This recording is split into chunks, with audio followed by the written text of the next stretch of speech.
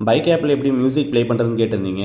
Install பண்ணிவிட்டு login பண்ணிக்கோங்க. Login பண்ணிவிட்டு உள்ளே வந்து ப்ளூடூத் அண்ட் லொக்கேஷன் சர்வீசஸ் இதெல்லாமே கேட்கும். அண்ட் பேக்ரவுண்ட் ரன்னிங் அதெல்லாமே நீங்கள் வந்து ஆன் கொடுத்துருங்க. தேவையான பர்மிஷன்ஸ் எல்லாம் நீங்கள் கொடுத்ததும் மேலே ஸ்லைட் டு பேர்னு ஒரு ஆப்ஷன் இருக்கும்.